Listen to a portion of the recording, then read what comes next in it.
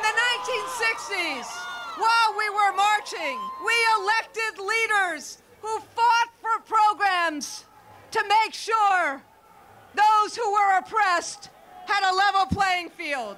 Programs that helped Black and Latino students get a decent public education, attend college in record numbers, and put kids on the path to the American dream. Today, those educational opportunities are being stripped by the budget cuts that we are seeing in school after school in Alabama and around the country. Are you ready to fight? It's almost 50 years when marchers, many of whom are here today, came to Alabama to demand the right to vote, to fully participate in the rights and the freedoms guaranteed by our Constitution.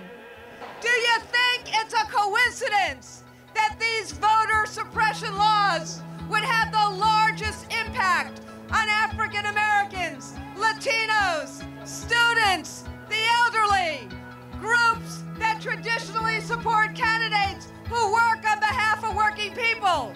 Or maybe, let me be more blunt, groups that will disproportionately support President Barack Obama in the next election.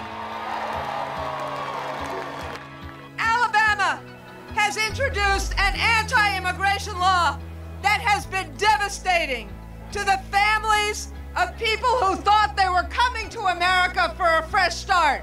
Is this our vision of America? Are we going to fight against these kind of laws?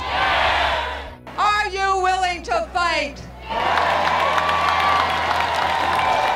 There are several lies and distortions that I want to straighten out.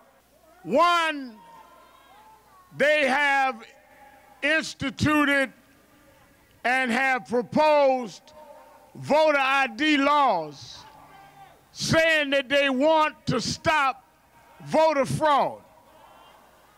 The only voter fraud that we can find is the statement that there is widespread voter fraud. I asked one of the legislators in this building, why are you changing it again? He said, we have widespread fraud.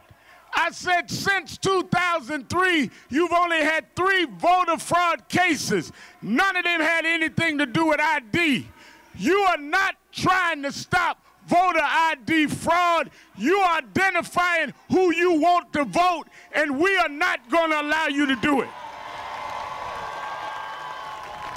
There's another lie.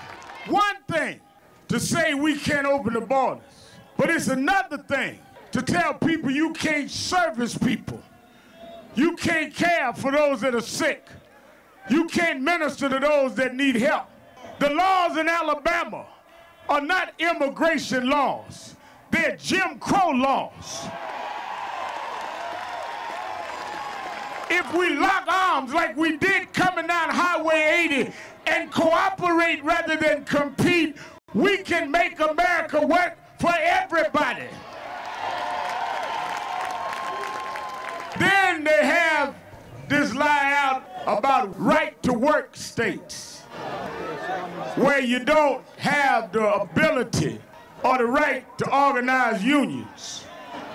It's not the right to work, it's the right not to work. It's to work without pensions. It's to work without having due process. It's to work without having collective bargaining. We stand with labor because we're the laborers. Reverend, are y'all with labor? We are labor. We the same people. And we're going to stand together and fight together. Why did we march these 5 days? This is not a celebration of the past. It's a continuation of right now. You can't dedicate a statue to Dr. King in Washington and then go to 31 states and revoke the voting rights bill he put on the books. We are not going to allow you to steal this election in advance. We saw the hanging chads in Florida. Now you trying to come with another scheme of ID. We are smarter than that. We didn't come this far to get tricked now. Whatever scheme you play, we'll be ready to meet you and beat you. Our fathers beat Jim Crow. We're going to beat James Crow Jr.